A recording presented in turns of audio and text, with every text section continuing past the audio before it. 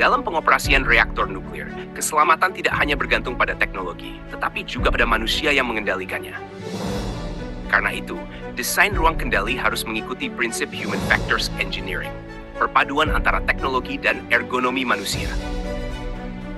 Indonesia saat ini sedang mengembangkan Small Modular Reactor atau SMR bernama Eluit 40.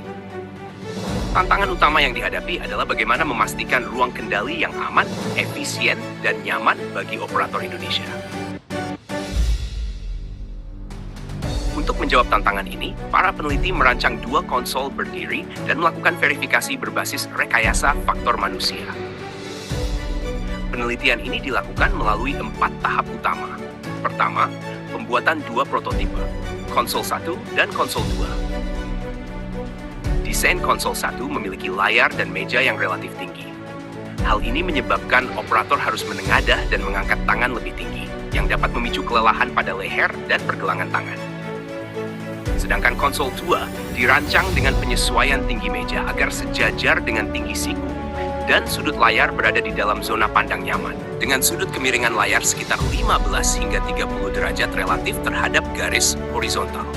Kedua, pengujian eksperimental menggunakan IPOER simulator, di mana operator berlisensi menjalankan berbagai tugas simulasi reaktor. Ketiga, pengumpulan data melalui pengukuran ergonomi dan kuesioner. Untuk menilai pengalaman pengguna, peneliti menggunakan kuesioner sederhana yang terdiri dari 4 pertanyaan utama.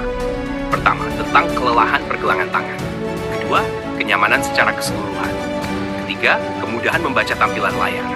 Dan keempat, kelelahan leher selama penggunaan konsol. Dan terakhir, analisis hasil sesuai panduan NUREC 07002 untuk verifikasi desain dan NUREC 0711 untuk tahap validasi berikutnya.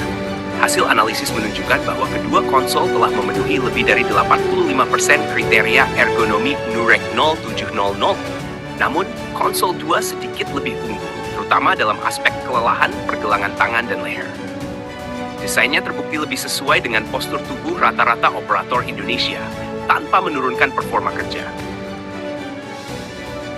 Kesimpulannya, desain ruang kendali yang mempertimbangkan faktor manusia sejak tahap awal dapat meningkatkan kenyamanan, mengurangi risiko kesalahan, dan memperkuat keselamatan sistem. Dengan pendekatan ergonomi yang terintegrasi, teknologi reaktor tidak hanya aman, tetapi juga manusiawi. Penelitian ini dilakukan oleh Suryono dan tim tahun 2025 dan dipublikasikan di Jurnal Nuclear Engineering and Design